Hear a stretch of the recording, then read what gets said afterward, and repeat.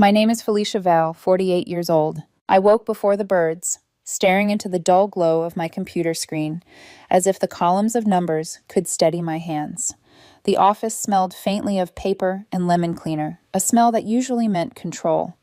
Today it only reminded me how long I'd been trying to hold everything together. I run a small accounting practice from home. Steady, careful, the sort of work you can measure and balance. Except nothing in me felt measured or balanced. Outside, the yard was still dark, but I could already picture the rows of white chairs we'd rented, the rose-draped arch I coaxed to life all spring, the string lights I'd checked so many times I could recite the pattern of the bulbs like a prayer. It was the morning of my son's wedding. The day should have been a ribbon of light pulling us forward. Instead, every second thudded in my chest like a warning. 25 years of marriage to Arthur. 23 years of mothering our boy, Garrett. I built our life the way I build a ledger, line by line, no extravagance, steady deposits of care. Arthur was the charm, the sparkle, the toastmaster who knew everyone, loved by everyone. I was the floor he stood on.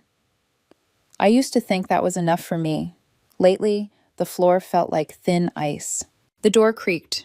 Garrett stood there in pajama pants and an old college tee, a mug swallowing both of his hands.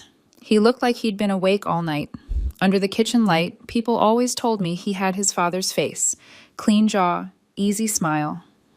But in the sober pool of my desk lamp, I saw my own caution living behind his eyes. "Mom," he said softly, "you've been up for hours." "So have you," I tried to tease, closing the laptop, though my fingers didn't quite obey. Big day jitters. He set the mug down and perched on the edge of my desk like he used to when he was little, feet tapping wood. For a second, he was 5 again, asking if monsters were real. "Can I ask you something?" "Anything." "Do you think Brenda really loves me?" The question hit so fast I forgot how to arrange my face.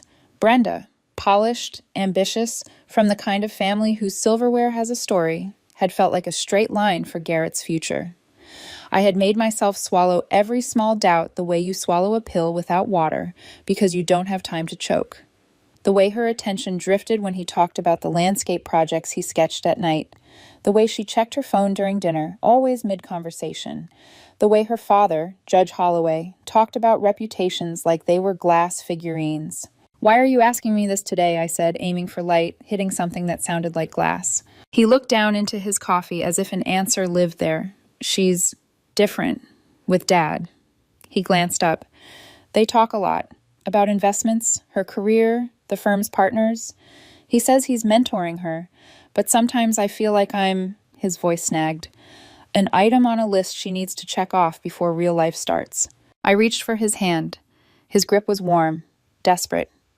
"Wedding morning is a cruel mirror," I said. "It makes everything look larger." Truth. I'd seen moments I couldn't name. The way Arthur refilled her glass without asking her preference. The way he knew it anyway. 2 sugars, a trace of cream, as if he'd learned her mouth by heart. The way they leaned toward each other when they talked about money and futures, as if they were sharing a secret constellation only the 2 of them could see.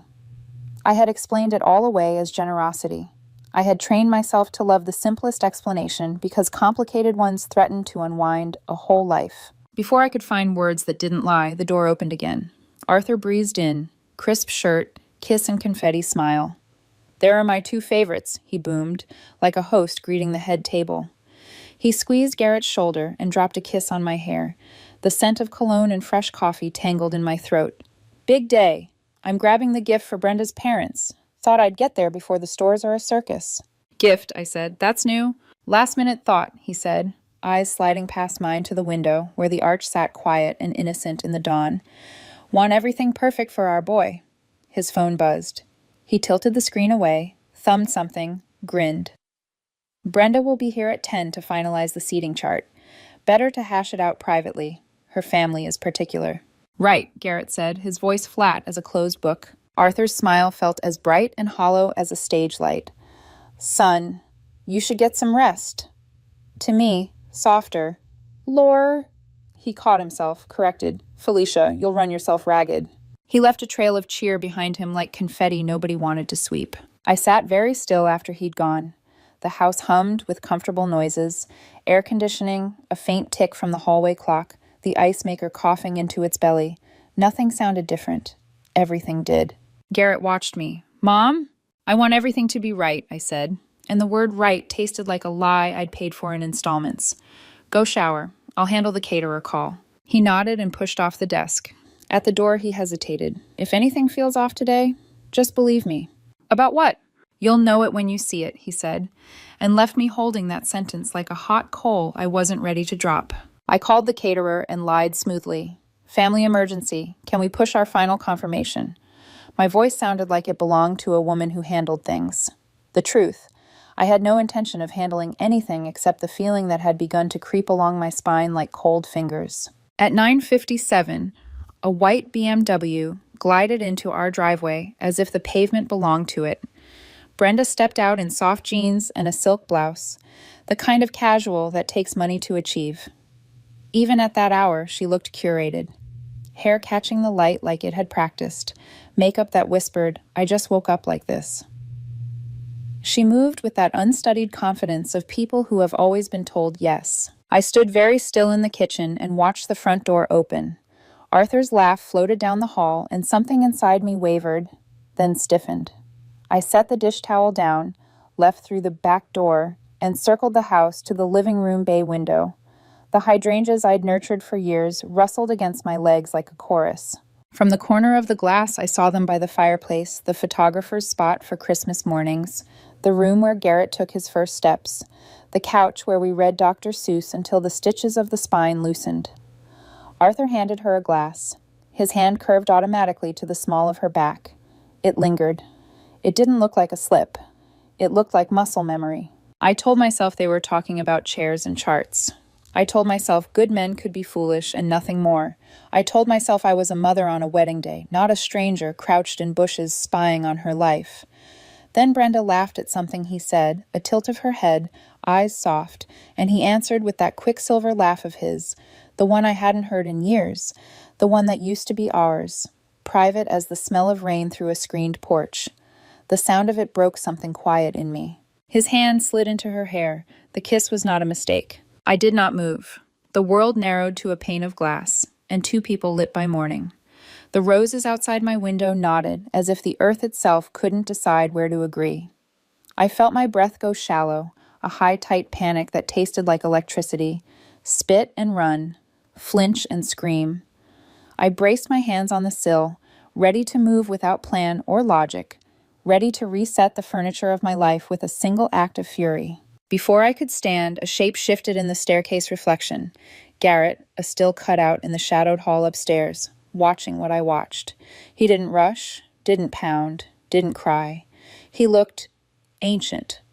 My anger crumpled into something worse. This wasn't just mine. I slipped back from the window, leaves scratching my arms, as if to write a message I couldn't read. I stepped into the side yard to pull air into my lungs that didn't taste like betrayal. Footsteps whispered behind me. Garrett came through the back door and walked toward me, like a man learning to feel his legs again. "Mom," he said. His voice had a strange, calm hinge to it. "Don't." I looked at him, looked at the house. In my mind, I saw the arch, the chairs, the string lights that would glow like stars this evening. I saw the list I'd kept in my head for weeks, the careful errands, the emailed reminders, the blank lines waiting for checks. I saw a future arranged in tidy rows, and I saw the quick, decisive way Arthur's mouth had claimed a life that wasn't his. "I don't know how to breathe," I said, and it sounded childish, an admission that belonged to a younger woman. Garrett put a hand on my arm, the same way I used to steady him when he was small and feverish. "You don't have to fix it right now," he said. The calm scared me more than any scream. "Believe me when I tell you, this isn't the moment." "Garrett," I breathed, "how long have you—" "Long enough to stop hoping it's not real." He lifted his phone like a small grim flag. "Not here, not like this." Somewhere inside the house, a glass clinked against wood. A laugh, a murmur. The day leaned forward. The hydrangeas lifted their pale heads, as if the light had sweetened. In the clear air, my life stood on a hinge, and though I could not name it yet, I felt the swing begin. My breath came in shallow, ragged waves. Garrett's eyes never left mine. steady and hollow. He had already crossed the line where shock burns itself out and leaves only something sharper, something planned. "Garrett," I whispered, "you should never have had to see this. You should never—" He cut me off with a shake of his head. I've been seeing it for weeks. His hand trembled as he lifted the phone again. I told myself it was nerves, or that I was overthinking. But it kept happening. Lunches they both lied about, texts at odd hours, and then his jaw clenched. I knew I needed proof. I stared at him. Proof. My son, my gentle, practical boy who once built Lego cities on this lawn, talking like a detective in a crime drama. "Proof," I managed. He tapped the phone, thumb unsteady but determined. The screen lit up. A photograph. Arthur and Brenda walking into the Riverside Hotel. Time-stamped 3 weeks ago. Arthur had sworn he was at a sales conference in Denver that day. The next image, them leaving 2 hours later, her lipstick blurred, his tie loose. My throat closed. Garrett's voice was flat. "I hired someone." The words thudded between us like a confession. "You what?" My voice cracked into 2 different pitches, disbelief and grief. "I needed to know," he said simply. Needed to know I wasn't crazy. That the person I was about to marry wasn't already married in her heart. To him. My knees buckled. I crouched among the hydrangeas, the dirt cool against my palms. For a second, I thought I might vomit. "Garrett," I whispered. Who? Who did you hire?" The faintest shadow of something, shame, relief, crossed his face. A professional. Someone I could trust. Beverly Reed. My pulse jolted. "Beverly?" He nodded. "Your sister." I shut my eyes. Beverly. My estranged sister, retired cop, turned private investigator. We hadn't spoken in almost a year. Pride, distance, old wounds piled too high to climb. And now she had been the one watching my husband with my son's fiancée. The irony was a knife twist. "Why didn't you tell me sooner?" I asked, but the question had no force. I already knew the answer. He hadn't wanted to break me until he had proof. My son had been protecting me while drowning in betrayal himself. Before I could speak again, the back door opened. Arthur's voice carried out. Too bright, too casual. "Felicia? Garrett? Where'd you two wander off to?" Garrett's hand shot out at gripping my wrist. "Don't," he hissed. "Not yet." We froze, half hidden by the bushes. Arthur's footsteps padded closer, then paused. I held my breath so hard my lungs ached. After a long moment, the door closed again, his humming fading as he moved deeper inside. I released the air in a shaky exhale. Garrett leaned close, his voice low and fierce.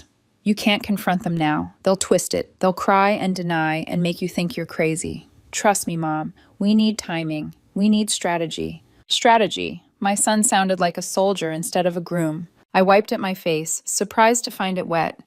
"I don't want strategy, Garrett. I want my life back." His jaw tightened. "That life is gone." The words hit harder than the photos. Silence stretched, heavy with things we weren't ready to say. Somewhere inside the house, Brenda's laughter floated out, high and easy, followed by Arthur's lower chuckle. The sound turned my stomach. Garrett glanced at the window, then back at me. "This doesn't end here. It ends tomorrow. At the altar, in front of everyone." I stared at him, horrified. "You can't mean—" "I do." His eyes, once so young, carried something cold now. "You and I both know, if we don't expose them in the light, they'll bury us in the dark." I wanted to argue, to tell him revenge would break him more than betrayal had. But in that moment, crouched in the dirt, my husband's kiss still burning behind my eyelids, I couldn't bring myself to say no. Inside, a door slammed. Brenda's voice rose, sharp, then softened again. Arthur's baritone smoothed it like he'd done for me so many times in the past. They laughed once more, and it sounded like a curtain falling on the life I thought I had. Garrett slipped his phone back into his pocket. "Come inside, Mom. Act normal. Let them believe they've fooled us." Normal. The word was obscene. I followed him, legs wooden. In the kitchen, the counters gleamed, the centerpieces sat perfect. The air smelled of cinnamon and polish. On the surface, it was a house ready for celebration, but every corner hummed with deceit. Every wall knew secrets I hadn't been invited to hear. Arthur emerged from the hallway, still carrying that polished smile. "There you two are. Brenda's just sorting out the seating. Something about not letting her uncle sit near your Uncle Robert after the Christmas debacle." He chuckled. "God forbid another political debate at the reception." Garrett gave a thin smile, one that didn't reach his eyes. "Wouldn't want that." Arthur looked between us, suspicion flickering for a heartbeat before his charm smoothed it away. Everything all right? Perfect, I lied, and the word curdled on my tongue. Arthur nodded, kissed my cheek, and strode toward the study. When he disappeared, Garrett leaned closer. His whisper brushed my ear like the edge of a blade. Tonight we plan, with Beverly. My chest tightened. Tonight, with Beverly. I thought of my sister's face, the distance between us, the old wounds never healed. I thought of the man I had loved for 25 years smiling as if nothing were wrong. I thought of the girl I had once been, the girl who believed stability could be built like a ledger, neat columns, balanced sums. That girl was gone, and the woman left in her place was about to step into a war she never asked for. The hours that followed dragged like a slow bleed. I moved through the house as though on autopilot, folding napkins that were already folded, polishing glasses that already gleamed. Every laugh from the other room scraped down my spine. By mid-afternoon, Garrett slipped out quietly, muttering something about errands. I knew better. He wasn't running away. He was preparing. That left me alone in a house that suddenly felt less like home and more like a stage where I was the only one without a script. At 6, when twilight bruised the edges of the sky, I told Arthur I was going to review some final invoices. Instead, I drove to a coffee shop 20 minutes away, the one with dim lighting and too loud jazz that made eavesdropping nearly impossible. Beverly was already there. She sat in a corner booth, hair clipped back, posture still sharp with that ex-cop alertness. For a moment, my chest ached with all the years between us. Arguments, silences, pride neither of us could unclench. Her eyes softened when she saw me. Felicia. Bev. The name came out like a stone I hadn't wanted to throw. Garrett slid into the booth beside me, his phone clutched like a weapon. He looked exhausted, but there was a new edge in him.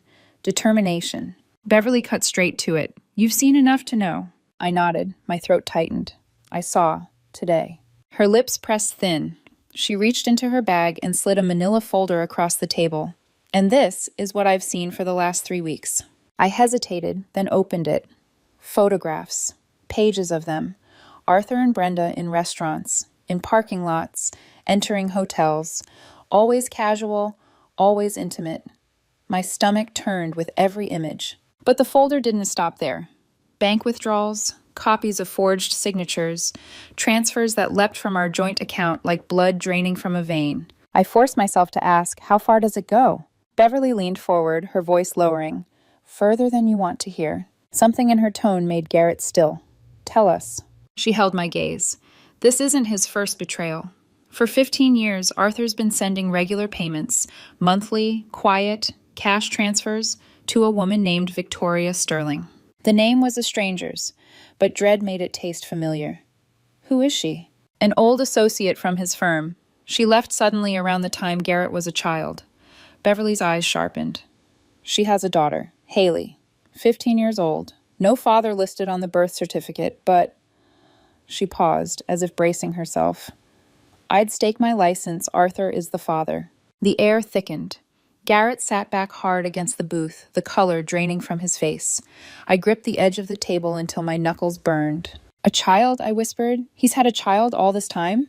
Beverly slid a photograph forward.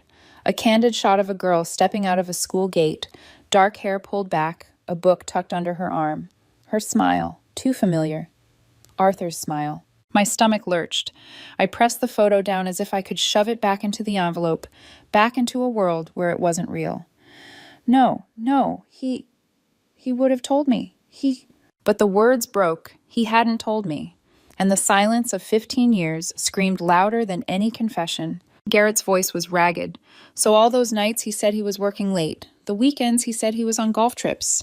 Beverly nodded grimly. He was funding her life, Felicia. Quietly, consistently. That's where the money was going. I felt myself unravel. 25 years of partnership, of compromise, of believing I was building something stable, and he'd been siphoning pieces of it away for another family.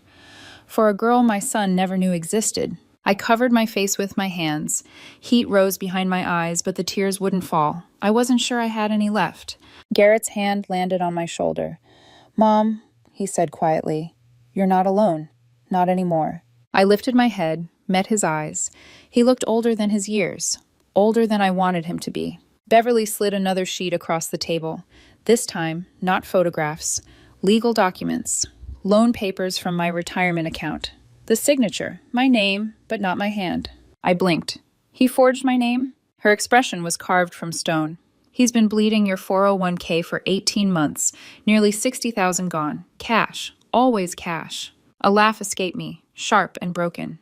So my husband isn't just a liar and a cheater. He's a thief. Garrett's voice was cold steel. Then let's take everything from him the way he took from us. Garrett, I said, warning and plea tangled together.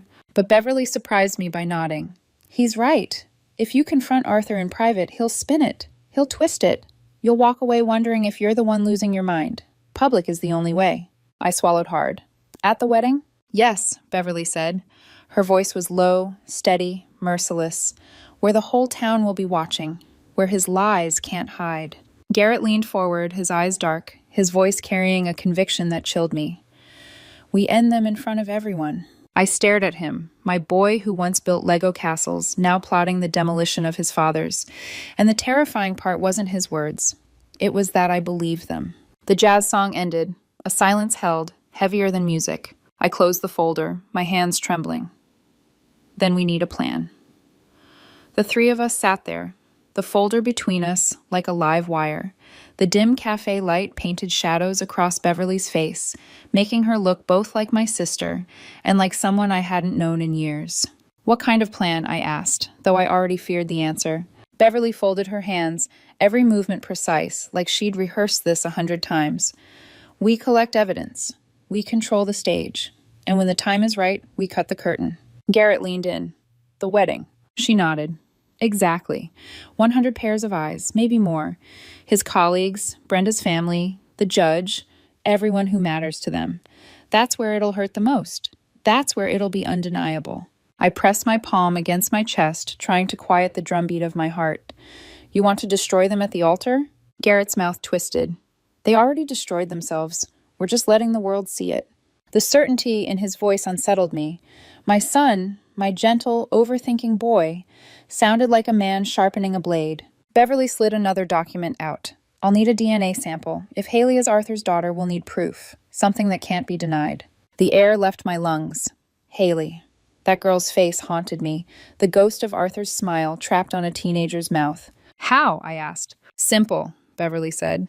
Toothbrush, razor, hair from his comb, anything he's touched. I gripped the edge of the booth. That feels violating. She met my eyes, steady, unflinching. Felicia, he violated you for 15 years. This is nothing. The truth of it cut deeper than her words. Garrett shifted beside me. I'll help. Tonight, when he's asleep. I turned to him sharply. No, you're not stealing DNA samples from your father. You're supposed to be preparing for your wedding day. His laugh was hollow. My wedding? To who? To a thief? To Dad's mistress? That wedding's already over, Mom. We just haven't buried it yet. The words hit me harder than the photographs. I reached for his hand, but he pulled it back, curling his fingers into a fist on the table. Beverly's voice softened, surprising me. Felicia, listen. This isn't just about Arthur cheating. It's about fraud, theft, years of lies. Brenda's not innocent either. She's embezzled over 200 grand from her law firm, and I can prove it. If she marries Garrett, all that filth bleeds straight into your family. I closed my eyes. The cafe noise dimmed, as though the whole world leaned in to listen. So tomorrow, I said slowly, we don't just stop a wedding, we detonate everything. Garrett's jaw clenched. Exactly. I looked at my sister, at the neat pile of damning evidence she'd laid out. I thought about the roses strung along the arch, the white chairs lined up like soldiers waiting for orders, the string lights that would glitter when the sun went down. I had wanted a perfect day for my son. Instead, I was about to give him a battlefield. I'll get the toothbrush, I said. Beverly's eyes softened, just for a moment. Good. Once I have it, I'll run it through a private lab. We'll have preliminary results before the ceremony. And if it's true, I whispered, if Haley is his... It is true, Beverly said quietly. You saw her face. You already know. I pressed my lips together until I tasted blood. Garrett finally unclenched his fist. Then it settled. Tomorrow we end this. The decision sat heavy in the space between us. Not relief, not triumph, just inevitability. When we finally left, the night air felt too sharp, too clean against my skin. I drove home in silence, Garrett's profile hard in the passenger seat.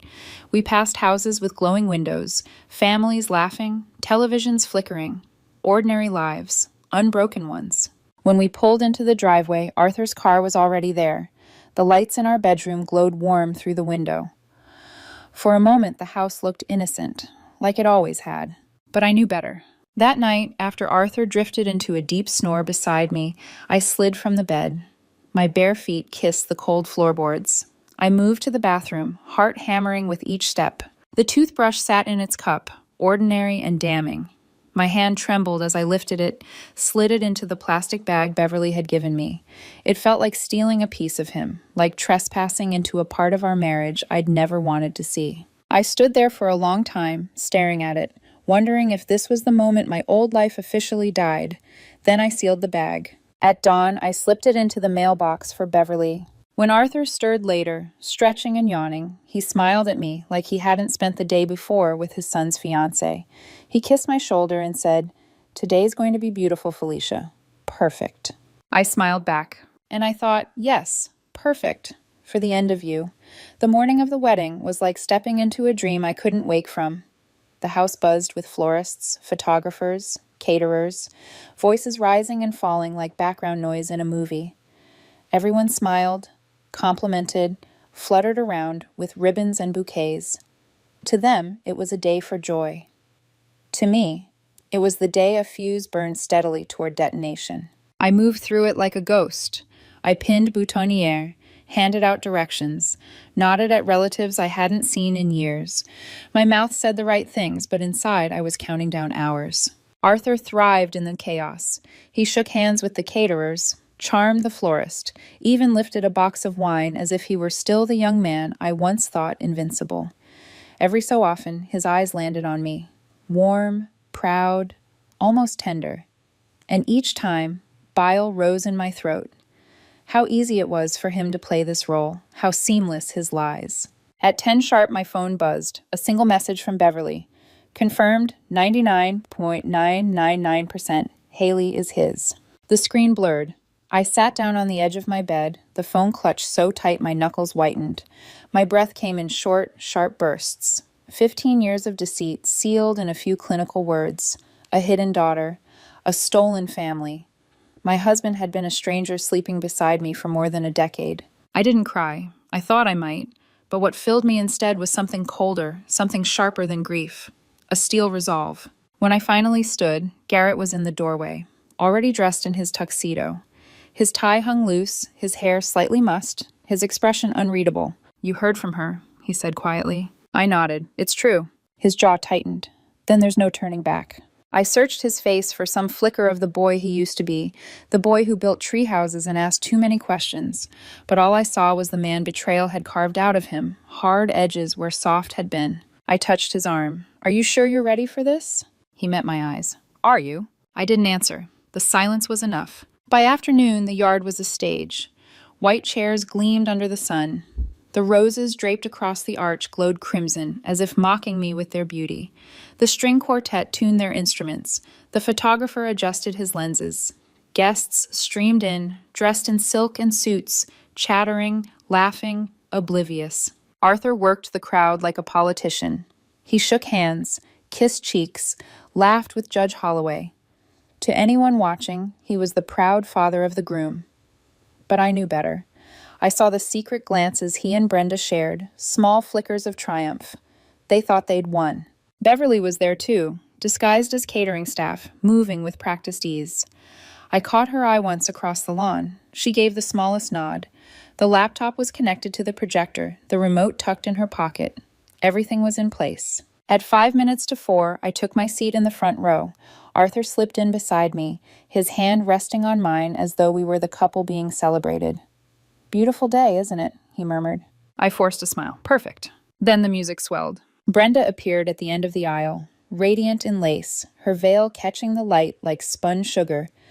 The crowd gasped, sighed, whispered. She smiled, wide and glowing, but her eyes flicked past Garrett, landing on Arthur for the briefest second. And in that look, I saw it all. The secret, the arrogance, the certainty that she had secured everything she wanted. Garrett stood at the altar, his face a careful mask. When their eyes met, he took her hand, but his grip was stiff. Only I could see the truth. My son was a soldier about to march into battle. The minister began, his voice warm, words about love and fidelity floating over the crowd. The irony was so sharp, it nearly cut me in half. When the moment came, those words every wedding hides like a tripwire. If anyone here has reason why these two should not be joined. A hush fell. Arthur squeezed my hand lightly, as if daring me. I stood. The gasp rippled through the crowd, swift and electric. Heads turned, eyes locked on me, confusion and curiosity sparking like fire through dry grass. Felicia, Arthur hissed under his breath, his smile frozen.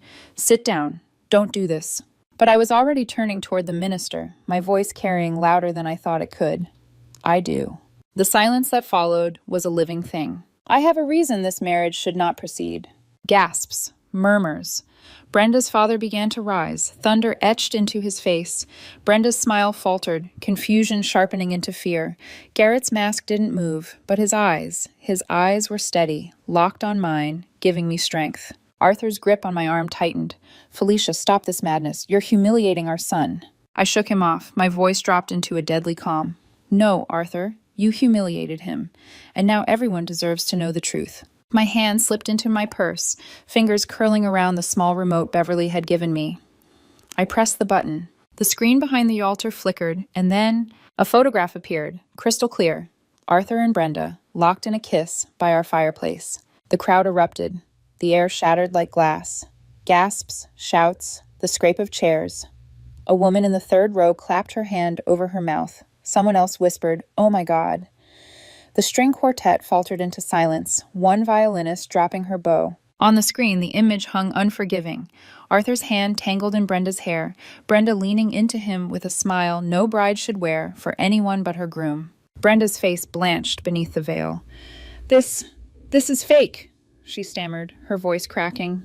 Some sick trick." Arthur shot to his feet, red blotches rising on his neck. "Turn that off," he barked, his eyes darting across the guests, seeking an ally, an explanation. I didn't move. My voice carried steady and cold. "It's not a trick. It's the truth." The screen shifted. Another photo. Arthur and Brenda entering the Riverside Hotel, timestamp glowing in the corner. Another. The two of them slipping out hours later, disheveled, her lipstick smeared, his tie loose. Then another. A collage of secret meetings. A wave of horrified murmurs swept the crowd. Brenda's father, the judge, stood abruptly, his voice thunder. "What is the meaning of this?" "The meaning," I said, turning to face him with a calm I didn't feel, "is that your daughter has been lying to my son, sleeping with his father, and attempting to marry into this family on a foundation of deceit." Brenda's mother swayed, gripping her pearls as though they might anchor her. Arthur stepped forward, hands raised like a conductor trying to quiet an orchestra. "This is insane. These are doctored images. Lorraine, Felicia has lost her mind." "No, Arthur," I said evenly. "I've simply found it." Click. The next slide. Forged documents, his signature over mine, bank statements, cash withdrawals.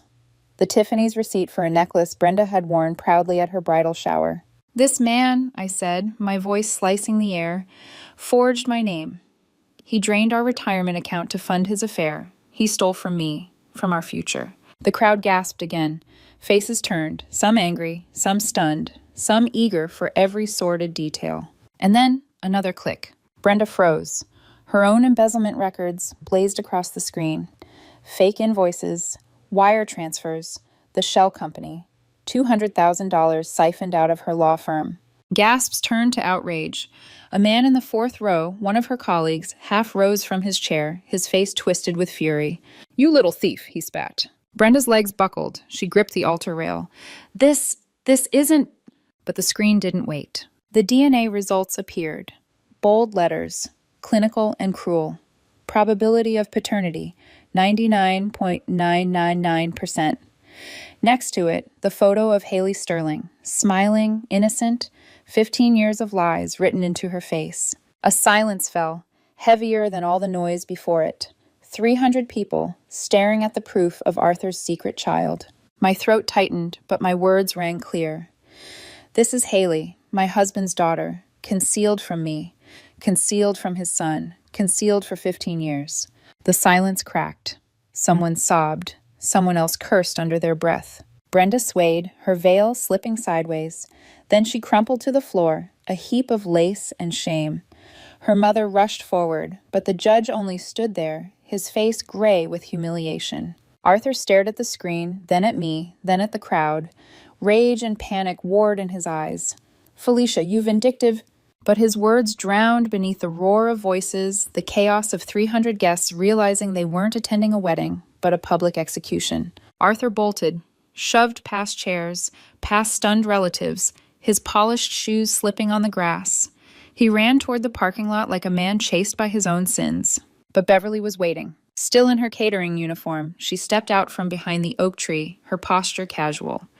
As Arthur barreled past, she hooked her foot neatly. He went sprawling, crashing into the manicured lawn with a thud that sent dust and grass flying. "Going somewhere, Artie?" Beverly said coolly, standing over him. Arthur rolled onto his side, mud staining his crisp shirt, fury blazing in his eyes. "Get out of my way." But he froze when two uniformed officers appeared from the edge of the crowd, pushing through the stunned guests. "Not for him, for her." "Brenda Holloway?" one officer called out, his voice clear, authoritative. Brenda, still on the ground in her wedding dress, looked up, eyes wide, lips trembling. "No, no, please. You are under arrest for suspicion of embezzlement and wire fraud." The officer's partner moved smoothly, clicking handcuffs around her wrists.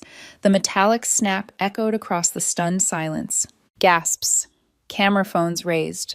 Brenda sobbed, mascara streaking down her face, as her parents watched their daughter, their golden child, led away in chains on the very day she thought she'd become a bride. Garrett stood at the altar, pale but unflinching, his hands clenched into fists. He didn't move until his gaze found mine, and then, slowly, he stepped down, walked to me, and wrapped his arm around my shoulders. "It's over, Mom," he whispered, his voice breaking just enough to remind me he was still my boy. "It's finally over." I looked around, at the collapsed bride, at the humiliated father, at my husband pinned to the grass under my sister's watch, at the guests, some weeping, some gawking, some leaving in hurried clusters. And for the first time in months, I let myself breathe. Blue and red lights painted the street outside as dusk settled. What should have been champagne toasts and dancing under string lights had turned into flashing sirens, hushed statements, and the heavy scrape of folding chairs being packed away. The caterers moved like ghosts, carrying untouched trays of hors d'oeuvres back to their vans. Guests whispered in clusters, some slipping away quickly to avoid being caught in the scandal, others lingering, hungry for every scrap of drama. Brenda, in her ruined dress, was escorted into the back of a patrol car. Her veil snagged on the doorframe. The officer tugged it free with all the gentleness of bureaucracy.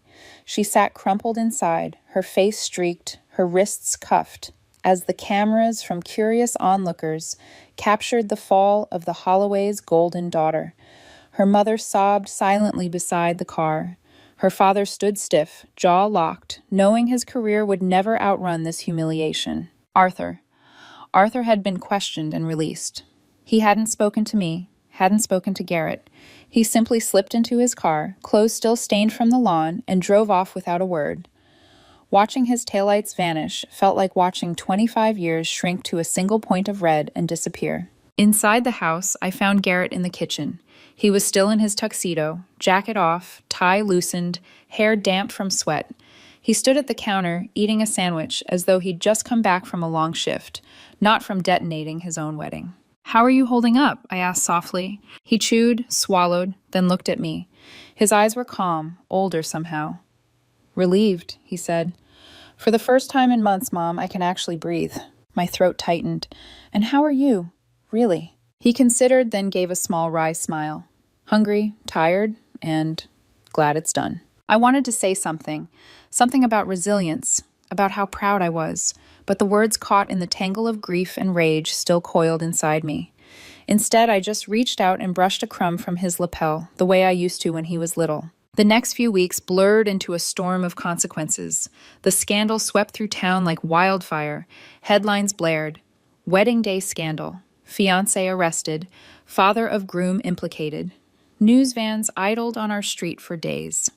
My phone rang endlessly. Reporters, distant cousins, old acquaintances, suddenly curious. I stopped answering. My small accounting business suffered. A few loyal clients stayed, but several quietly moved their accounts elsewhere, unwilling to be tied to a woman whose family was front page shame. I swallowed the loss, reminding myself I'd survived worse. Brenda pled guilty. The evidence was overwhelming, courtesy of Beverly's meticulous file. She accepted a deal. 2 years in a low-security prison, full restitution to her law firm. Her reputation, her career, her golden future, all gone. Arthur's collapse was quieter, but no less complete. He resigned from his job, cornered by whispers of fraud and betrayal. He lost colleagues, friends, standing. He moved into a cramped apartment across town, and from what Beverly's contacts told us, he rarely showed his face in public. The man who once commanded every room had dwindled to a shadow slipping through back doors. But the most complicated consequence came 2 weeks later, folded in a plain envelope, a letter. It was from Victoria Sterling. Her handwriting was neat, restrained. She apologized for the pain. For the past she said she hadn't known how to undo. She admitted Haley, her daughter, had seen the news and now knew the truth. And Haley wanted to meet us. The letter shook in my hands. How do you prepare for meeting the child who represents 15 years of lies? The daughter of the man you thought you knew? The sister your son never asked for? I showed the letter to Garrett. He read it silently, then looked up. His answer came without hesitation. I want to meet her, he said. She's your half-sister, I whispered. She's my sister, he corrected, firm. She deserves to know her family, or what's left of it. So I made the call. We arranged to meet in a coffee shop halfway between our towns. Neutral ground. I spent the days before sick with dread. When the morning came, I nearly backed out. But Garrett's steady hand on mine pulled me forward. Victoria arrived first. She looked older than I remembered from the single photograph Beverly had shown me. Tired, wary, shoulders carrying too many secrets. Behind her walked Haley. And when I saw her, the world tilted. She had Arthur's eyes, the same dark, intelligent spark that once made me fall in love with him. She clutched a book to her chest like a shield, her expression guarded but curious. She was just a girl, an innocent who had been dragged into this labyrinth of betrayal without a choice. For a long moment, none of us spoke. Then Garrett smiled, soft, tentative, and said, "Hi, I'm Garrett. I guess I'm your brother." Haley's lips curved into the faintest smile. "Hi." I sat there, staring at her, torn between fury at what she represented and an ache I couldn't name. She wasn't the enemy. She was a child. She was my son's sister. And in that moment, I realized betrayal had destroyed my marriage, but it hadn't destroyed my ability to love. The weeks that followed our meeting with Haley were some of the strangest of my life. At first, every encounter felt like stepping barefoot across broken glass, careful, hesitant, afraid of drawing blood. But little by little, the edges softened. Garrett took the lead. He texted her often, asked about her classes, about the books she carried everywhere. They discovered a shared obsession with old movies, and one night I found them on the couch, laughing over Casablanca like they'd known each other for years.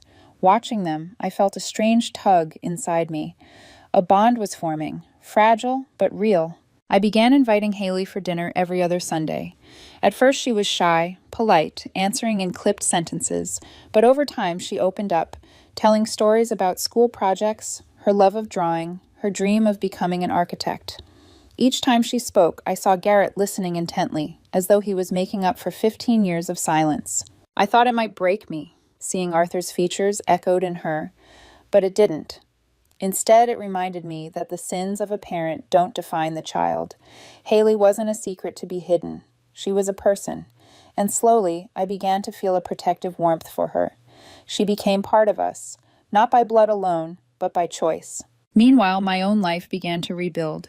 I sold the big family house with its backyard ghosts and bought a smaller townhouse, modest, manageable, quiet. My business, though scarred, started to recover. Loyal clients returned, and new ones arrived, drawn by my honesty in the wake of scandal. There was something cleansing about losing everything and surviving it. Garrett, too, was transforming. He left his corporate job, the one he had taken to please Arthur, and returned to his true passion, landscape architecture. He designed gardens and courtyards that seemed to heal the earth itself.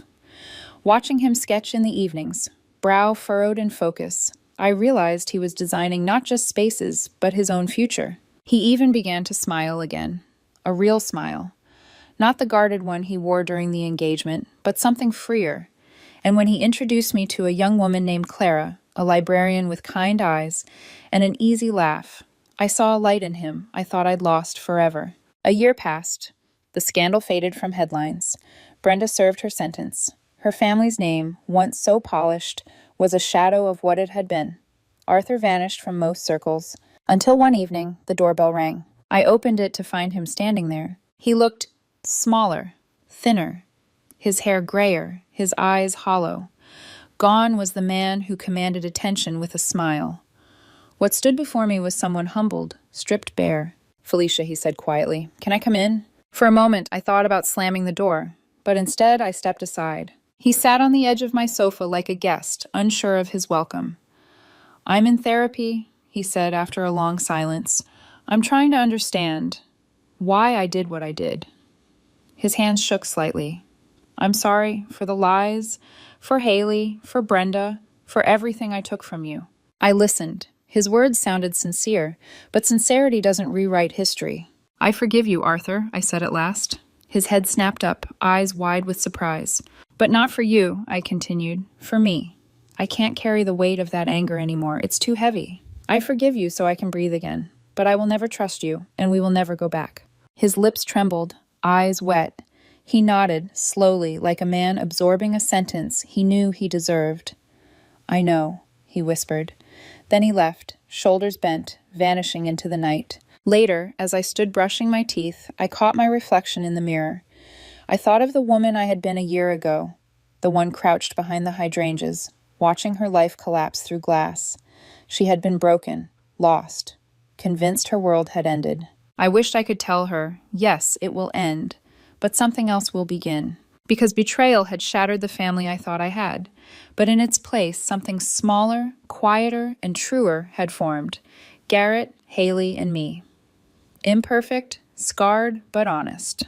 And that, finally, was enough. Time moved differently after that night. Without Arthur's shadow in every corner, the air in my townhouse felt lighter, the silence no longer oppressive but peaceful. I began to notice small things again. The warmth of morning sunlight spilling across the kitchen table, the sound of Haley's laughter mixing with Garrett's when they teased each other over board games, the satisfaction of planting herbs in pots on my balcony and watching them thrive. Life wasn't perfect. It was raw, unfinished, patched together with threads of grief and resilience. But it was mine. Haley became a steady presence. She would come over after school sometimes, curling on the couch with her sketches while I worked at the dining table. Once she asked me, timidly, if she could call me Felicia instead of Mrs. Vale.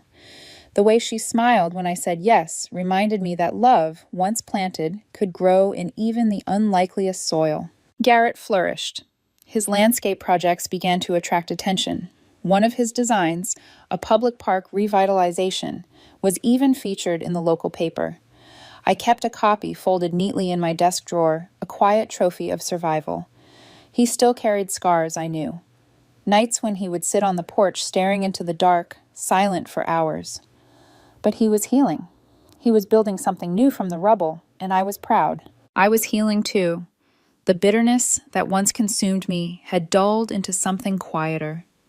Not forgiveness, not for Arthur, not for Brenda, but acceptance. The past couldn't be rewritten. But the future? That was still malleable, still ours to shape. One evening, Haley set her sketchbook down and asked, "Do you think people ever stop making mistakes?" The question startled me. "No," I said gently, "but I think we can stop letting those mistakes define us." She thought about that for a moment, then nodded. In her eyes, I didn't just see Arthur anymore. I saw possibility. A girl stepping out from under the weight of secrets she never asked for, finding her place in a family that wasn't planned, but was real. Months passed. Seasons shifted. The media frenzy died down, replaced by fresher scandals. My business grew again. Garrett started talking about maybe proposing to Clara one day, and Haley. Haley began to laugh without hesitation, as though the shadow of her father's lies no longer dictated the light in her life. One night, a year to the day since the wedding that wasn't, I stood on my balcony. The hydrangeas bloomed in pots around me, their heads heavy with color. I thought about that morning I'd crouched behind their cousins in the yard of my old house, heartbreaking as I watched betrayal unfold. That woman had thought her life was ending. In a way, it had. But standing there, breathing in the night air, I realized something profound. Sometimes endings are the only way to make room for beginnings. I lost a husband, a future I thought was mine, the illusion of a family built on lies. But I gained something truer, a son who had found his strength, a daughter who had been hidden but now was found, and myself, stripped bare, scarred, but free. The world I had known had burned to ash, but from it, something fragile and honest had grown. And for the first time in a very long time, I whispered to the night, "This is enough."